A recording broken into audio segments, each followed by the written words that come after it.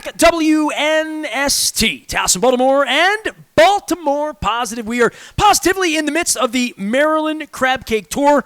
We are at Captain Larry's. We are in the heart of South Baltimore, hon. We're down here on Ford Avenue. I've driven past this place 10,000 times, back and forth over the 20 years I lived downtown. Been in here a few times. I've never had a Narragansett beer in here. I always thought it was sort of the house beer because they have this great Narragansett sign out in front from a New England beer. All of it's brought to you by our friends at the Maryland Lottery. I have instant lottery scratch-offs to give away. We'll be at Fadley's on Friday.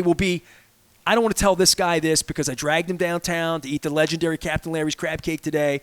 But I'm going to be in Middle River next week. We're going to be at McFalls at the new McFalls location down the back River Neck Road corridor where my guest does things over there. I also need to promote Window Nation, 866-90 Nation, if you're in the market for windows. I took care of that last summer. It's that time of the year. Mark Miller and Todd Schuler were sponsors of this program for a long, long time. Blondell Miller Schuler is the law firm. I like to think of you as one of my cast of characters in my recurring, like if we had the Bears skit, you could be on my panel of those kind of guys, being all East North Baltimore as you are. How are you? I'm great. I'm having a good time. Todd Schuler, well, you like it because they have Natty Bo here, yeah, right? Baby. I mean, promote away. Hey, I mean, we're a Natty fine, Bo in South Baltimore on a beautiful sunny Thursday. Spring is springing, right? Well, when you came on the show, we would talk law, we would talk politics, former councilman, recovering politician as well as an attorney. But, like, your background really in listening to me or knowing something about me isn't even though you're a music guy, sports. It's all racing, baseball, football, and this is sort of the confluence of all that, right? The draft, Lamar, Orioles are playing good, and we are literally a week out on the Kentucky Derby. We're literally inside of a month now on the Preakness being run. The absolute best time of the year. Absolute best time of the year. I love it. As you know, I have my big Preakness party every year. Everything's ready. Everything's paid for and in place. You do crawfish. Horses. We do crawfish because I went to law school down in New Orleans. So a good crawfish boil was always the thing in New Orleans. So we've brought a little bit of New Orleans.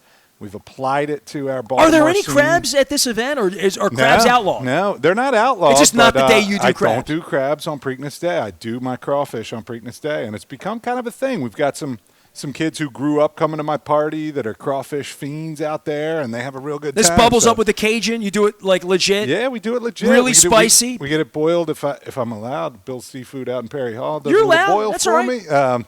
And does he have an oyster? I want to do an oyster stop over at his place. 100%. Do a crab cake stop. I guarantee he's got some oysters. I'll All hook right. you up. Well, for sure. I'm working Good an dude. oyster tour. First 25 days of September, we're celebrating the 25th anniversary of WNST on August 3rd. So beginning September 1, I'm going to do 25 oysters, 25 different ways. Not just raw. I want to do different. I'm with stew, soups, fried, all that kind of stuff. But I want to try some new places. So if he's in line, maybe I'll mix some crawfish in there. Crawdad. Might be able to. He's not a big fan himself, but he does them for me every year. Did you fall into the crawfish thing when you went to Tulane or no? Absolutely. I went to college in Mobile, Alabama, and that's really adjacent to the whole New Orleans scene. And then that got big, and we started having the party every year when I got married. I thought you went to school in New Orleans. You said Mobile? New Orleans for law school and Mobile in undergrad. I went to a little school called Spring Hill College in Mobile for undergrad. Really? And then Tulane. Were you aware of the Senior Bowl when it happened down there? Did you feel it? Absolutely. It was a big deal. It was right when you were I've been getting to back Mobile to one school, time. I went to the Senior Bowl after. It was the year that Havenstein from Damascus was drafted by the Rams, and it was the year that Aaron Donald was drafted. Right. He was the star. A little after I was there, but way after. I was there at T. Martin, so I would have graduated with T. Martin, who was the Tennessee quarterback who actually won the national championship, right? Yeah, okay. Peyton never won one. I saw right? T. Martin play in Tennessee. He was a Mobile boy. I saw T. Martin play for the Volunteers at Knoxville. He was the quarterback when I went. It was in 98 or 99. He's involved with the Ravens or somebody, right? So he's a Ravens coach. Okay, sure, absolutely. Has been for a number of years. I've never met him because I'm not a real media member anymore. I don't know if you heard that or not. You've said so before. Yeah. I've But yeah, Mobile boy. So he did well by the town. Well, Mobile, C.J. Mosley also Mobile connections, and Hank Aaron as well. A big baseball community, Mobile, right? Very big baseball community. I thought we had some kind of like the oldest college baseball stadium. Yeah, something like something that. We had some distinction, and I apologize to the Spring Hill baseball players for not knowing exactly what that was, but yeah, we had something to do with that. All I know about Mobile is great place to eat food. It's a little New Orleans, Mobile. It's a little New Orleans. Mardi Gras started in Mobile. It did. See? Started with Joe See that? King Day. I know things. Yeah, you're absolutely right. The Sunday before before Fat Tuesday is still Joe King Day and still probably the biggest day of Mobile Mardi Gras. I think mostly everybody then clears out and goes to New Orleans for a couple of days. You eat king cake? Absolutely. I don't like king this cake. year. I don't like king cake. It's a little too sweet. But you got to celebrate Mardi Gras, even here in Baltimore, and the way to do that is get your playlist ready, and you get a king cake ordered, and you teach the kids a little bit about their New Orleans heritage, which they have, despite me being a Baltimore boy all these years. I'm an ice cream guy, you know this. Back, during Mardi Gras time, my dear friend Chris Pica, who lived in New Orleans, worked for the Saints. He lives 2 blocks from Captain Larry's. He's really the inspiration for being here. This is his crab cake place, and he can't be here because he's working for the XFL right now. But he loves king cake. And I was just shopping like at a Walmart or something, and I went through the ice cream just to see what they had. Friendly's this, and different kinds of ice cream than what I get at Wise. And I looked up, and there was a king cake ice cream. Yeah? Oh, yeah. And I thought, flavored. There's a special seasonal. Maybe I'd like that more than the cake, I think. Maybe so. I don't know. I've never had the pleasure. King cake, it's overrated is what I would say. Crawfish underrated, though. Come on out Preakness Day and say hi. All right, so you want to give me a little Kentucky Derby preview. I had Dick Girardi on the show about 4 weeks ago, right around the time Penn State was in the March Madness because he's the voice of Penn State. Rogers Forge, local guy, right? He's been running the ponies forever. He brought me up to date because horse racing's like out in the abyss. You have to go look for horse racing news, right? And Baffert's in my phone, and I didn't realize, Baffert can't run in the Derby, but Baffert can run in the Preakness. You getting Baffert this year? Did you get Baffert last year? I thought you got Baffert last year. I got Baffert 2 years ago. All right. Well, this is a great Costa story because Baffert wins the Derby 2 years ago. What was the horse? I can't remember. Okay, either way. The 21 Derby, because last year he was banned, right? Right, last year banned. 21 Derby, he wins the Derby. And I text him. Medina Spirit. Medina Spirit, there you go. So I text him the day after the Derby, which is pretty common. We've known each other 30 years. He texts me back. He's like, I want to come on earlier. So because I get distracted next week, he said, so if you want me on, I'll come on anytime you want. Just let's do it earlier. And then knock it out. I said, feels like you'd be busy after Derby. He said, no, I'm good. Let's knock it out. Let's do it. So I think we did the piece maybe on Tuesday or Wednesday of that week. Right? So right. 2 weeks, right? So we did the piece. It's 40 minutes of him going on about this and that, and we're carrying on. And then that weekend on Sunday morning, I went over to Costas to get a crab cake. I was just there. And I walked in, and Mr. Costas is there, and he's like, "Did you hear what happened to Baffert?" And I'm like, I haven't been on my phone. It's Sunday morning. Right. I looked at him. He got suspended. The horse is dirty. I'm like, what? So I got, I have a real horseman over at Costas telling me that Baffert was dirty. And I said, I just had him on the show. It's the lead story on my website right now. It's Bob Baffert in an interview with him. And I think I got the last one. You might have got the last one before that. Yeah. Another one after. But I will hit Bob in a couple weeks. But this is unique in that he can run here but can't run in the Derby. And I wasn't aware of that. I became aware of that and a lot of the horses now had to make the decision. I think they gave them to some date in February or January when they had to actually transfer. We had another trainer running them next week, right? Right. Yeah, I think it's Brad Cox, don't hold me to it, that kind of inherited the Baffert horses, but they had to actually make the call. Was this kind of like when Trump gave all of his businesses to the kid? Or no, different. No. When he signed, you said I'm a recovering politician. I'm just trying to see if it was the same concept of signing over. The paperwork, His fingerprints are still on the Derby horses. It's like Mrs. Angelos owning the Orioles right now. Exactly. Sort of a little bit like that. Todd Schuler's here. He's drinking Natty Boh. At some point, I'm going to have a Narragansett since 1890. I've never had a Narragansett. I don't know if I'm saying it right. My wife always corrects me when I say things wrong that are New Englandish. Right. I say the pronunciation wrong. So I just got back from Maui. I got away. We have an NFL draft. We have a relevant baseball team.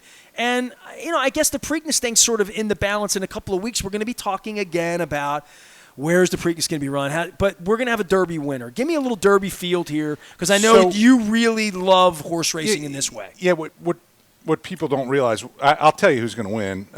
The horse's name is Forte, and the jockey's name is Irad Ortiz Jr., and the various tracks, the Miami track, Gulfstream, Aqueduct up in Queens, Santa Anita, Fairgrounds down in New Orleans, they all have these feeder races, right? Keeneland too, yeah. Keeneland has a couple and Tampa has a couple, but a lot of them have their own little Triple Crown, their own little 3 that run in there. And really, Irad was the jockey coming up in Aqueduct and then later Belmont as the summer wears on. He was the New York jockey. And kind of commonly considered growing the best jockey in the sport. And he won the Belmont last year on a horse named Mo Donegal, who had won the Wood Memorial, which is Wood Memorial is sort of the culmination of everything that happens at Aqueduct. So he's on the New York horse, he's in the New York race, and he wins the Belmont. Flash forward a year, now he is the name. And Forte won the Breeders' Cup Juvenile back when he was a 2-year-old back in October. And he's come in the Miami circuit, and he won the Fountain of Youth, and then he won the Florida Derby. And Irad's got that mount. I believe that they have given Irad his Triple Crown winner, right? He got his Triple Crown race in the Belmont last year. Now he's got his Kentucky Derby horse. And if they can get past the Derby, of course, he's really going to give him a hard time in the Preakness. I mean, there are others that we can talk about. Flavian Pratt is on a horse that won the Arkansas Derby. The Tappet Trice is the one that won in Keeneland the other day. Louis Saez probably won more Derby prep races than any jockey, so he's a guy to look out for. And then, of course, the Santa Anita circuit, the horses that come out of California in the last 15 years or so have really kind of dominated on the Triple Crown. Like, that's kind of become the anchor out there. So what's in Practical Move is the name of that horse, a jockey named Vasquez. But I believe that Forte will go off as the betting favorite. I don't think anybody's going to make any money on Forte. It'll be 5-2, 2-1 like that. It feels that way. The other 3 mentioned are probably, the 4 to 6 to 8 to 1. I mean, it's a huge field though, always, right? It's a 20-horse field, and so I'm telling you, Forte is going to win, but anything could happen because the horses are bumping into each other. The horses are running into traffic. You can get stuck. Sure. It can be miserable. And weather. Mm-hmm. But more the Derby than anything, I mean, just the crowd of the field favors the chance of something crazy happening. So if it's an 8-horse field, I think Forte's winning that race all day. Anything can happen. And I don't know, but I'm betting that. Rocket Can is a horse that won the early races in Miami before Forte started running down there. It's a great colt. That might be the kind of horse that gets you like a 15 to 1, 20 to 1 that could actually win the thing. Have you been to Gulfstream since they fixed it up? No, I've never been to beautiful. Gulfstream. Beautiful. I don't go anywhere except for Essex. I go from Gulfstream, like what that used to be and what it is now. When you go there and see it, you feel for what the Preakness could be, and you also feel that like they're going to steal the Preakness and take it to Florida, and like all of that stuff that we talk about with the Maryland legislature and getting this thing built over by Sinai Hospital, right? Like at some point, the race has to take on that sort of a thing. And when you go and see Del Mar, when you go and see what they've done at Santa Anita, when you see what they've done at Gulfstream, if you see what they've done at Churchill and the expansions that they're making in Dubai and Japan, like if you write the epitaph for horse racing and then decide not to invest in Pimlico, then you've created a self-fulfilling prophecy, right? Like why not recognize that horse racing is actually viable? It was the dirty sport, right? Boxing's back, right? That was the dirty sport because gambling was involved, and now got a we Baltimore have champion last week in official the tank. gambling partners of Major League Baseball and the NFL and the NBA. So that's all done now, right? We can micro gamble, the in-game sports. But dude, bets when I have guests on who are journalists and they tell me that it's the dirtiest sport, and Baffert is walking away from this and doping horses, and the things are running horses into the ground. The notion that this Triple Crown, and we talk about this every year, 2 weeks and 3 weeks, it's unnatural for the animals. It's very unnatural for the owners and the Arab money and all these people investing millions of dollars into these foals that they would want to beat these horses up. But there comes a point, much like draft night in the NFL, if you're Joe Douglas and you don't get Aaron Rodgers, you ain't going to draft next year. Right. Yeah. So it's like the song says, Dan Fogelberg, run for the rose. You get one chance. One chance. It's Saturday. It's in May. It's happening. This is the week. And everybody else is there to beat you. And, for Baffert to get caught cheating and to be the Lance Armstrong of the sport, right? It hurts. But Tom Brady was point, clearly cheating at 45. He was the clear, the cream, whatever.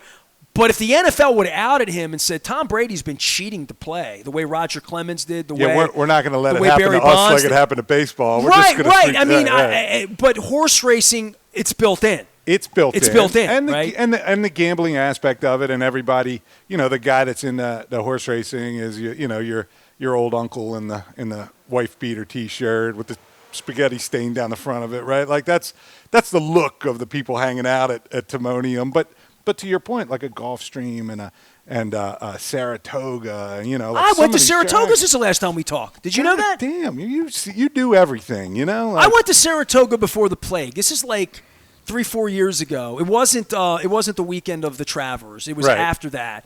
I went up to see Hootie and the Blowfish play SPAC up there. And no offense to Royal Farms chicken, which is delicious.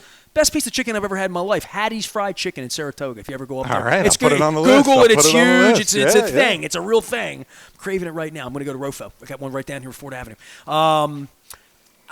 The Saratoga thing is another experience that, and you can go see my pictures and videos. I made one that day.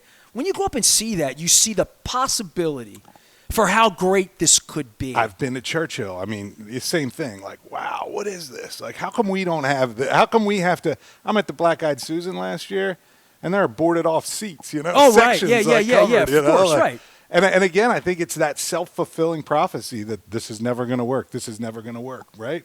Well, where's the money? Where's the Maryland money? Where's the city money?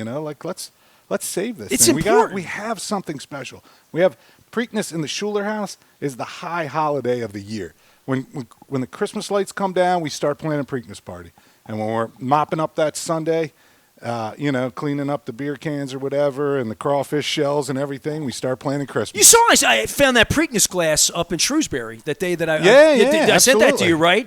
What year did you already have that one? You got to come by the office. I took a picture for you. This was the 75 and the 76 Preakness cups, and they were. This is $40, right? The ticket right on there. So I didn't know if that's a good looking glass. That 75 Preakness glass is that's a Woodlawn vase right there. Well, they didn't do them until 74, so that's really the second year they did them, and so I don't know how much that one is. Looks like it's a little bit more. I don't know. But another thing, like, why can't I get those? You have that one? Yeah, we actually in the office we have displayed like 73 through 2000. You have every one? Yeah, I got to pick up the last 20 years. That's why when I saw these, I thought maybe you didn't have them. So that's why I asked. Yeah, okay, no. all right, good enough. But why can't I get those? I love those glasses. And my buddy Slinky, when we grew up, we'd go to Slinky's house and we'd drink our milk out there. His parents always went to the Preakness. I always wanted a friend named Slinky. How did you get Slink's one? Slink's the man. I don't know. Where are you at, Slink? Give me a call. Come on, Slink. But you'd go to Slinky's house, get the glasses. So now my kids, they know to drink out of Preakness glasses. Like, they're they the glassware. Be very careful. I saw girls break up get all caught the time. on. Yeah, you got to go to eBay. But my point is, you go into Churchill, there's a gift store with every year of, that they've been doing the Kentucky Derby glasses. If you go into Royal Farms, whatever the equivalent is out there in Louisville. Probably a Speedway there. You buy a 4-pack from like February on. You can just get a 4-pack of the glasses for $12 or whatever it is. We have to go to Pimlico on the day of the race to hopefully get some crappy, whatever they're calling the Black-Eyed Susan drink, which has been like a whiskey sour, but it's also been purple and it's also been pink, and it's always a different recipe. And they slap that crap in there, and that's how you got to get your glass. Why can't a place like Captain Larry's right here, get them in advance and either have a promotion where, celebrate Preakness. Yeah, drink a mint julep and keep your glass. It is our event. I mean, over 31 years doing radio, there's nothing to say. Well, I mean, the Orioles have been pretty screwed up. I mean, when you're talking about taking something that was great and completely effing it all up, the Preakness is one of those things. It's coming here again. and I just like I just want to breathe life into it in some way. Where is like the decision-making class of the town? I mean, not just the politicians at the state level or city level, the influencers, like I have the no small influence. I'm a business former media owners. member. I'm just saying we all need to get behind this thing or we lose it. Well, there's no doubt about that. Todd Schuler's here. He gets behind things and gets behind people at Blondell Miller Schuler. Give me a typical, you're in Essex, typical thing. I always think about this. At some point, I'm going to get rear-ended. I'm going to get hit, right? I mean, we all drive. I want to be macabre, but like at some point, there's going to be an accident, yourself. and I've already got a back issue and like whatever. People call you because the man's trying to screw them. And I'm familiar with this because I have a billionaire sitting on my chest as a media member. So people with money, insurance companies, I mean, you battle for Essex and East Side people who have something awful happen to them, and sometimes it's a work-related issue, right? Folks are hurt at work. Folks are hurt by other people's negligence, and invariably on the other end of that. Oh, I got a beer. Go ahead. Let me talk about this. Hold on. Go ahead. Is this a real Narragansett? Hi, neighbor. Havagansett. So I'm going to have you teach me about Essex law. It says made on honor, the official beer of the clam. I think you should shotgun It's official beer of the clam, it says. Do we have a pair of scissors back there? Hold I think on. just shotgun. No. I'm not going to be like that chick down in Maryland. I'm not going to do all that. Too old for that. All right. To honor the Preakness beer you and I never had in the infield when I was wearing Grape Smugglers back in the 80s, a Narragansett to a Natty Boh here at Captain Larry's. So what do you do? So, the insurance company in that situation has lawyers, really good lawyers that are friends of mine, lawyers that I know, right? But most people don't file a claim. They try and handle it themselves. They get bought off on the cheap. They get swept under the rug. And then most people that hire lawyers might get a lawyer that doesn't particularly do workers' comp that frequently, doesn't particularly do auto, that or they churn them and they churn them. Or they're going to get you $50,000, and that sounds like a lot, except you're never going to walk right the rest of your life, right? Exactly. Or whatever, right? You have to. Our philosophy, and it comes from your old buddy Mark, we believe we get the best results when we go to court. And when we prepare from day one for the fact that we're going to be in court. If it's going to settle, great, but it's going to settle on our terms because we're going to be ready for court. We're playing offense. We're playing offense. It's right. an excellent way to put it, right? And so we get. I want my lawyer to be no offense, a prick. I mean, I like no offense. That's what I want. I'm very nice. I'm very sweet. Well, I like you. I'm going to get what I'm going to get, right? And I've seen Mark walk out of mediations in 5 minutes because we're not going to talk about things on the terms that the insurance lawyers want to talk about them. He sets his number. I set my number. If we don't get our number, we're going to court. And not a lot of our colleagues, respectfully, go into it with that mindset. Not a lot of them are approaching it with, we are going to court, and if we happen to settle, great. A lot of them hope to get them, settle them. It's not a pain in your butt to go to court. No, it's what we do, and right. it can be fun. We lose. We go and lose. I mean, it happens, but you got to be ready to get bloodied, right? Nobody can fight unless they're willing to take an ass whipping, right? Right. Like, so we can fight because we've taken ass whippings and we've given ass whippings, Right. And we're not really afraid of the guy on the other side, no matter how big he is. If he's going to whip my ass, great, but I'm not taking his crappy settlement offer. And so that's the approach we take. We believe we give a superior product because of that philosophy. We also answer the phone ourselves. We don't have paralegals managing cases. The paralegals handle stuff, but we're the guy you talk to, and that sets us again apart. We're a little Essex law firm that's been there for 40, 50 years. We have folks that work in our office. We have one that just celebrated her 40th anniversary. In August, we're celebrating a 50th anniversary. Mark's been there 30 years, and he's, I think, the 4th or 5th most tenured member of our 9 or 10 person staff. So we have the institutional knowledge to handle these things. We have the lawyers that aren't afraid to go get results, and we're proud of what we do. All right. Well, I'm in Middle River next week at McFalls, and I want to get the name right. Oyster and Reel. Have you been to the new location down there? It's the old Sioux Island. I've not been there since then, but I'll try and pop down. All right. Well, we're going to be there next Thursday. That's your side of town. But I'm so pleased you came out before the Derby to do all this. So give me a little sports primer on you for Orioles, Ravens. You're in a mixed marriage with a Cleveland wife. Yeah. I'm in a mixed marriage with a Boston, wife as well. This baseball season and this kind of a start, and at heart, we're all baseball people. I mean, at heart, any guy that has your color of hair and where I am in my life, we didn't have the Ravens like at the beginning. No. This is what we had. We had the baseball team. To see this sort of resurgence on the field, and I've been in Maui 10 days watching it, and I did the show with Luke on Monday from Maui. Sunday, there were all the kids out there. It looked great, didn't it? And I just wanted to say this, and I'm not being a prick, but I don't have pictures of me out there as a kid. Now, they did a signature day when I was a kid where, like, Doug DeCinces would sit at third base, and like the Ravens do. Elrod Hendricks was always in the bullpen helping you out, right? But getting an autograph or whatever. But I'm talking about running the bases was something I never did at Memorial Stadium. I won pitch, hit, and run up at Utz Twardowitz Field in Patterson Park when I was 10 or 11 years, 78. I was 10 years old. I won pitch, hit, and run. I got to go to Memorial Stadium and hit from the. I didn't win there. I mean, somebody good won. But I got to do it. I got to do it. Hell yeah. It was the only time, other than being a reporter, that I was like involved on the field. I wasn't in the Brooks Robinson game or the Crown Gasoline game or any of that stuff. But these kids, my friend Greg Sapaniak's running around with his kids, lots of people. And I'm in Maui looking at this, and they're like, everybody's having, and there were 38,000 people there, and then they won. It was exciting, and they were getting no hit and like all that. And I think that is something to build upon, right, for the organization. And I know there weren't a lot of people there Friday, Saturday. There weren't people there, and they're playing lesser competition. They're picking up. But they're winning, and the winning gets people. They sniff it. They radar it. They know when the game's on. They know the players. They want to root for Mateo. They want to find a favorite Oriole. For your kids, for anybody who hasn't experienced Brooks and Boog, or let alone Cal and Eddie, or maybe even Delman Young, you know what I mean, over the course of years, this is a fresh thing for young people. But for old people, we're like, I want something. I'm a sports fan. I want to grab onto something. This is what I'm missing.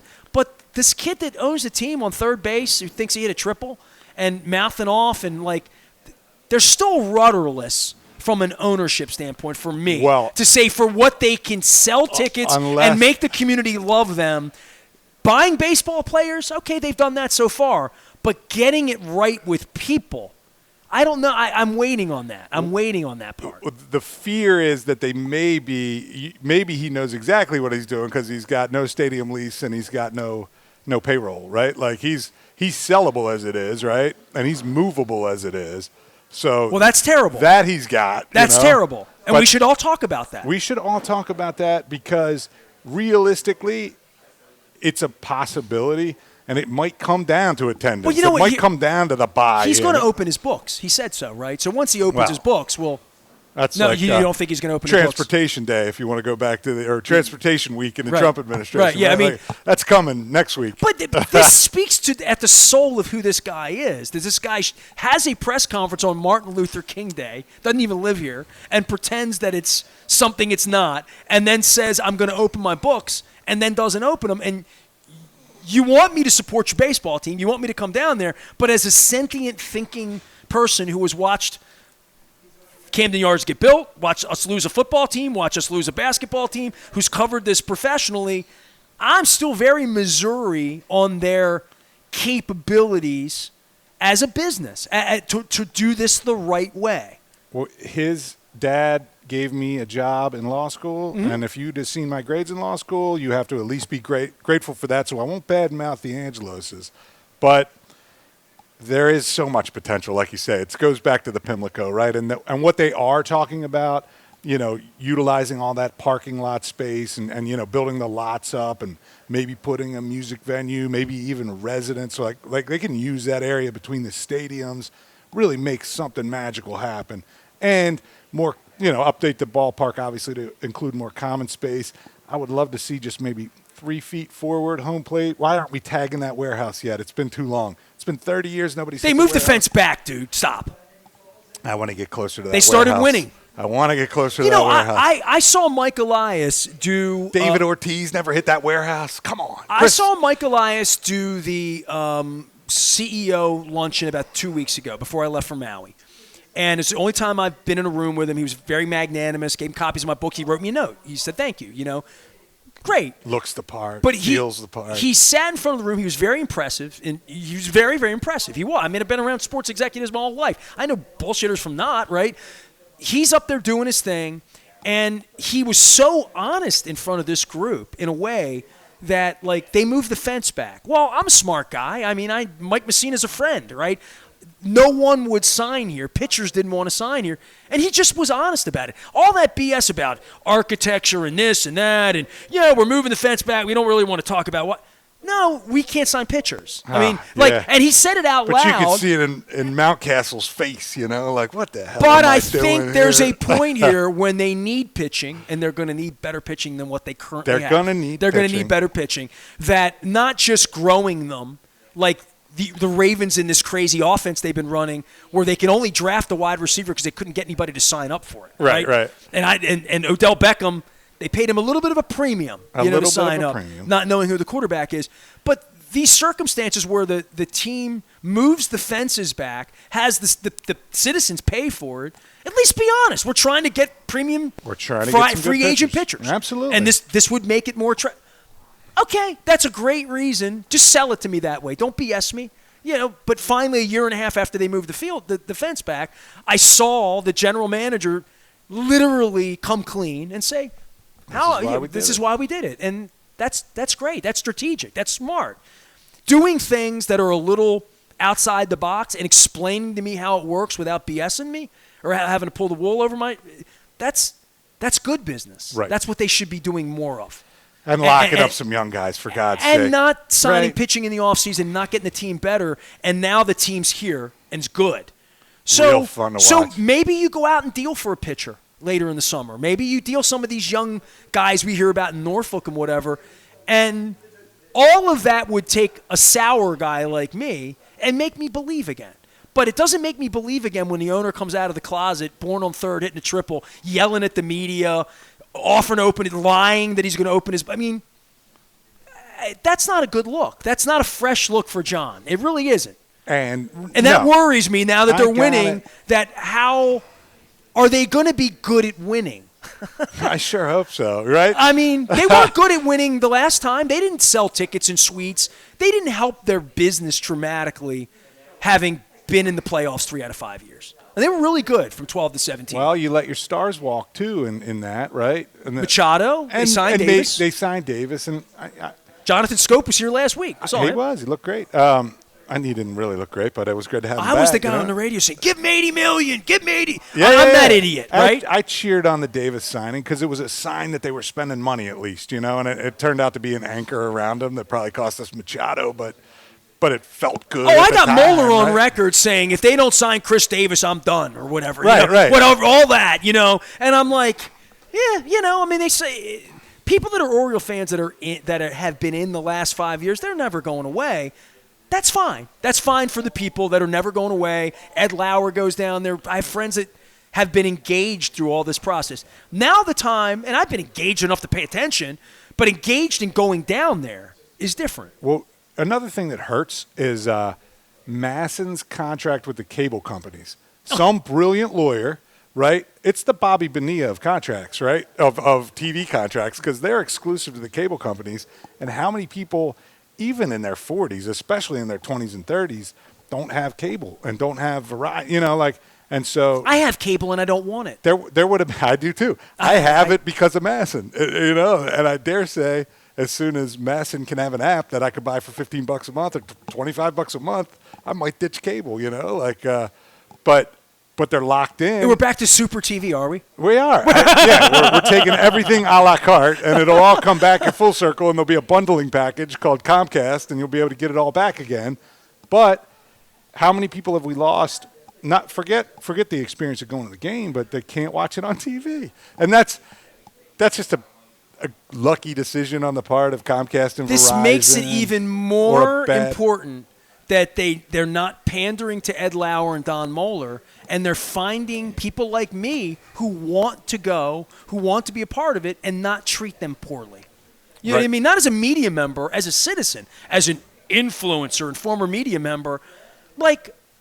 I will smell it when I see it. When I see people who haven't been going go, right, and go back and have a good time, and are okay with the $17 beers and are okay with the ticket, with whatever the experience is. But it was painful for me to sit in Hawaii and watch them win and see nobody at the ballpark and saying basically, "Oh, I told you so," because T.J. Brightman's running and there was ass from his elbow, and John Angelos comes in and who's making it better off the field? That's what my we question. saw on My Little League question. Day was a win, right? I gave them all the props in the world because you and I don't have pictures of us doing that there because they were so arrogant at that point in the world that they didn't need us. Right. But they got us. I mean, when I was a kid, like you said, Cal hit third, Eddie hit fourth. You could pencil that in. But I don't have any pictures of my kid on the field even in 1993, 4, 5, 6, 7, 8. My kid was born in 84. My kid was 8 years old when Camden Yards opened. My kid would have loved to run the bases in 93, 4, 5, 6, 7, 8. Oh, Cal Ripken, this is too good for you. You can't. There was always, once Camden Yards opened and then Angelos bought the team, it's us and them. We're the elite. You are the fans. Stand in line. Buy a ticket for the autograph. There's a lot of that's going on. And players that don't live here. I mean, I have Mike Border coming out next week. By the way, next Saturday, I want to give a shout-out.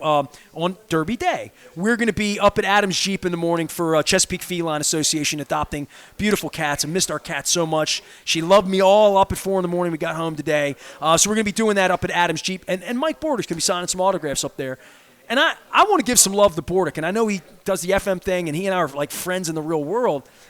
There haven't been enough Mike Bordicks over the last 30 years. People that play here, settle here, live here, a part of here, an ambassador for here. I mean, Ben McDonald's great at doing the baseball games. Adam Jones was a big Oriole guy. He married a Baltimore girl, and he doesn't live here, right? I got you, but there is a part. Markakis might still live not very far from me. Well, A.J. Burnett. Burnett's right around the corner Yeah, from me, but but we couldn't get him to sign here. Look, because we didn't move the fence in. I could carpool with Burnett, but yeah, we couldn't get him to sign but here. That's my. Because we didn't move the look, fence if A.J. in. Burnett walked in here right now, nobody would know him. Right. Literally, right? I'm talking about the ambassadorship. You mentioned Elrod. My God, right? He was a saint, right? Rick Dempsey, right? Mike Bordick's becoming an Elrod kind of a character at this point. But he's the only guy that came. B.J. Suroff married a girl, but came and stayed. B.J. needed Hopkins and loved Hopkins and was an angel that way. Of course. No, but I'm saying they don't. Adley Rutschman's not going to live here.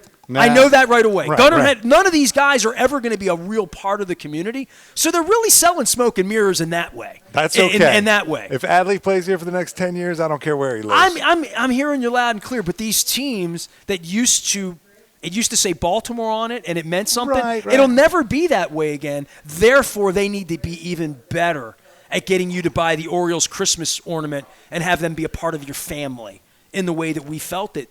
To be, and this is their opportunity. Johnny Yu was another Baldwin, Maryland 21013 guy, if I could plug. For life. Yeah.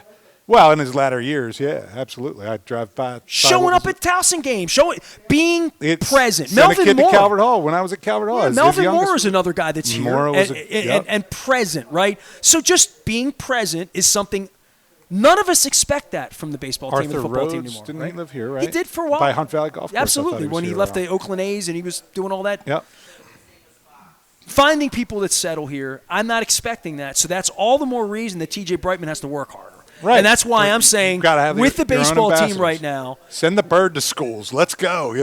What are they going to do other than we'll win and y'all will just come back? Because that's not really true. It's not. They lived on that for a long time. It'll help. Winning will help. We got to bring people back from the winning. Well, they're winning. We got to shake people out of their COVID funk. Like I say, I'm up there, in the North County. I'm just glad to be down in South Baltimore in Locust Point, right, having a natty bow. Like I parked my car and I was like, look at this. What am I doing? And I got young kids. You or love whatever. the city.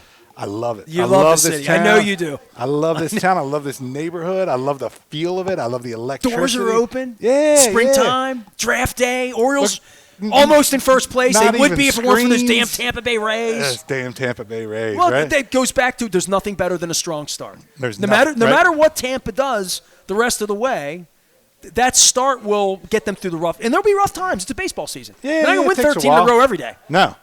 But it feels good, again, from the Orioles' perspective, to stack a couple, to be able to endure You know, They only beat the bad teams. They're going to play the good teams now. Yeah. I think the pitching's a problem for them, and it'll catch up. That needs to get better. They need a horse. You know, they have good pitching, but they need a horse.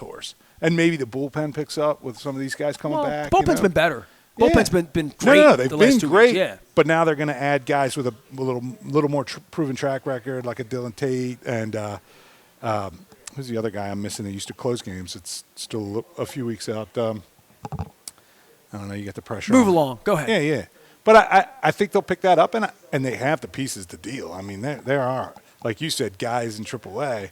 Well, they have a farm system they could deal from if they're galvanized to win this year, if they feel like they can. Or even major league players, you know, like what's a guy like what's the shortstop? He looks great. Mateo looks fantastic. Like you could package Mateo, and that's my guy. I love watching him. I'm a Ramon Urias guy, you know, but he's a guy potentially blocking, you know, a Jordan Westbrook or somebody like that they might say, hey, here's a major league guy that's electric and doing great stuff. The thing we have as we enter Derby week into Preakness and even post-draft, this is a compelling baseball team. I guess that's the whole conversation. It's compelling. How compelling it is will be viewed in the city, for the city, in the stadium, for downtown, with people coming to support it. It could be That's the most important thing. That's why I did Free the Birds. Right here. We're at the precipice of the greatest summer of our lives, right? We don't know it yet, and we have to make it happen. Well, the CFG Bank Arena's got Janet Jackson next week and Anita Baker and just had Adam Sandler. How about and that? Brian Adams is coming and Kiss. And what the hell happened to the arena? I didn't even know it was undergoing a transformation. They booked like Earth, Wind, and Fire, Bruce, and the Eagles, all three back to back. Like, what you is haven't been that? down yet? You haven't seen it yet? I haven't been in. All right, no. we're going to take you down to a show. I'll have to go. It's sort of an interesting thing because it's sort of lipstick on a pig. I've heard that great. They've done if you had never been there before, it's very respectable. I mean, it really is. And I go to a lot of venues, but it is different. When you walk in and see how dark it is, you can't see and the alcoves. I see I feel everything about the old place. And I'm like, what did they do to my pig? What did they do to it? You know what I mean? But I always loved the arena. So going through it, I went to the Eagles event, and I did. You know, I'm apparently on Frank Remish's poo-poo list. I didn't get invited to any of the media events. I didn't walk into the arena until I bought the tickets for the Eagles, and that's okay. And I get to walk around. But here's the weird thing that happened. My wife and I buy tickets for the Eagles. We wind up sitting down next to the stage. In what used to be lower 3, okay? Got it. So we're right next to the stage. We're 20 feet from Joe Walsh. I'm looking at the Eagles set list, and I'm thinking, well, I can't pee during Life's Been Good. I can't pee during Rocky Mountain Way. Don't really want to pee during Funk 49, but I got to pee, and it's Funk 49. So Funk 49 comes on, and they're playing, and I'm like, all right, I got to pee. And I run down to go pee, and I went down. I went down, not up. Right. There was no down there, right? It was just the floor. Yeah, right? the floor. That's what I went into what used to be function room 102, 104, 106. Same function room that Bon Jovi gave me a hug in. The same function room that Gene Ubriaco used to do post-game interviews in with me when I was 15 years old. The seats underneath. There was a function room under there. You've probably been under there. I've never been under, but I know what the space you're talking about. Right. They're just little function rooms under the stands. I went to pee, and I went in there, and I was like, oh, my God, it's like a scene out of The Shining. It is this giant, beautiful, modern bar. Oh, yeah. With beautiful pictures. They have Led Zeppelin posters from the 70s and Elvis posters and the Beatles up from when they all played the arena. And it's like a lounge area for high rollers, right? But if you're under there, it's a giant, beautiful club bar. See, if we can and do it's this, beautiful. We can rip the tube TVs down at Pimlico and put some flat screens up and put lipstick on that. Do what they did at Laurel. Yeah, Laurel's no castle, right? But it's great. You feel awesome. You feel like you're important when you're there. I'm a big Timonium guy these days too, and they're doing better and better. You know, we've been into Nick's Grandstand together, Tommy some love over there. Absolutely. But Tommy needs a bigger footprint in that place, right? He needs that whole grandstand level, right? But what they've done down there is what you could expect a big league organization to do, and they're backing it up. This is what I mean with John Angelos, right? It's one thing to say, well, we're winning. that's not good enough because it used to be more about the community and it used to be a lot more than just we win. That's arrogant. I mean, that's arrogant. But the CFG Bank Arena, they put all this money into it, and then they say, okay, now we're going to back it up by booking Janet Jackson, John Mayer, Kiss, like on and on and on, all the bands, Springsteen, all that. Now it's incumbent upon us to go down there. Agreed. And that's a price point issue, right? Whether I don't know what Janet Jackson is going to cost me, I'm going to try to go next week. I love Anita Baker. It's Mother's Day. I'm assuming it's going to be a tough ticket. You now see it get better, but you have to pay for that premium. Right. You know what I mean? Like, if you want John Mayer to come. John Mayer's not going to be $45. Right. It's just not. It's nice to have John Mayer in town, but John Mayer's $200, and that's what John Mayer is. It's also, price point, but also for me, like, again, 12-year-old, 10-year-old, like it's a scurrying down past the Little League fields and, getting into town and doing something other than, Just try to get him into the Orioles is all you're trying to do. Yeah. Then they'll drag you down to Oriole games. Yeah. Those are an easier sell than a concert for sure, but, Right, well, Todd Schuler's here. Blondell, Miller, Schuler. If you get in an auto accident, if you get hurt at work, this is a guy who can help you, along with my lifer friend, Mark Miller, who he's in cahoots with down there in Essex, as they say. Amen, yeah. Anything in Essex? You got any Essex love for me? Anything to say? Oh, man, Essex, I tell you what, just like the city, Essex is, it's When's Essex Day? Coming back? Boy, it's coming up a couple weeks, June? right? Yeah, okay. June, yeah. All right. But it's a cool little town. I mean, our renovation alone on Eastern Avenue, we just got an award from the Chamber of Commerce for putting money into our building. And, then the neighborhood. You guys were so miserable when they were doing that, weren't you? we were great. No, it was so thrilling. It was such a good thing to be a part of because, again, the neighborhood behind us is lovely. The neighborhood on the other side of the Eastern Avenue is lovely. And Eastern Avenue, doesn't have the look, I have a friend that lives 2 blocks from you on the other side of Eastern, across the street, behind Jennings. Oh, yeah. Yeah, by Woody's Stock Bar. Yeah, right by Woody. She shared Sunday is steak night at Woody's. I know this because I'm friends with Brandy, so yes. They're another, business in our area that is taking the time to renovate and to put a good product Next time we get together, we'll go to Woody's, all right? All right. You get a lot of things at Woody's. You probably get a Natty Bow, but you can't get a Narragansett. We're down here at Captain Larry's. Mara is going to be our final guest. There's a rumor that you're getting some crab cakes for your family. There's a rumor I'm getting some crab cakes. Chris Pike is not here. Vicky August is not here. They're my 2 dear friends who love this bar, invited me down here on St. Patrick's Day. I've come by many times. I've been in here maybe 5 or 6 times over the years. And the Narragansett sign out in front is so unique to it that I always thought maybe Red Sox fans gathered here. But no, they're real Baltimore people here, even though I'm drinking the official beer of the Clam. That's hilarious, isn't it? A lot of ways you could go with that. Yeah, a lot of ways you could go with that. Schuler's going to be having his Preakness party at his house if you want to go. Stop on by. They'll have crawfish there. Doesn't make any sense. But he went to school in New Orleans, so I guess it makes sense to you. Nothing crab related. Leonard Raskin, I could not bring this crab mallet. I could open beers with it, right? But I would not have any crabs at a Schuler Preakness. Well, we'll have out-of-towners always come in, so maybe like Black-Eyed Susan night, you sit I've never around had and a get proper everything set up. crawfish in like a boil. I've never done that in well, my life. You've got an invite. Is it legit? It's really good. Like as good as if I went to New Orleans. It's fun. Yeah. Oh yeah, absolutely. You boil them the way that. Absolutely. Billy doesn't. I'm just cut asking. Any corners, I don't know anything about this. Yeah, you absolutely. bite the head off it. You suck the head. You break it apart. It's a twisting motion, and then you can kind of push the tail out. You can feel like a lobster, like a mini lobster. I feel like when these head. hill people come down from Pennsylvania, and we show them crabs, and they look at it and they're like, "I'm not touching that." Yeah, you feel like one of them. Yeah. I feel a little bit that. I feel. You'll live a little. I feel intimidated in the way when I see people walk into Fadley's, where I'm going to be tomorrow, and they see a crab and they don't know what to do with it. Right. I feel that way about a crawfish a little bit. I really don't know what to do with it. I'll walk you through it.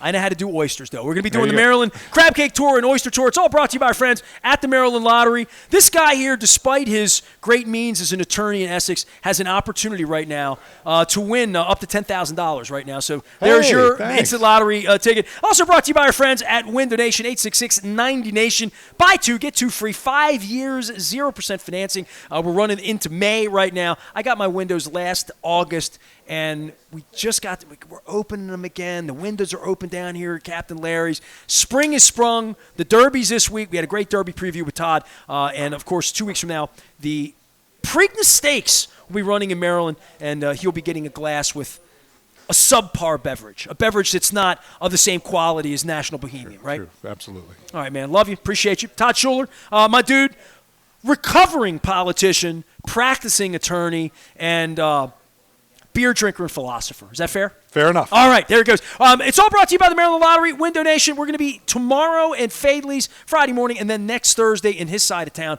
Middle River. We're going to be at the is it Oyster and Reel. I want to get that right.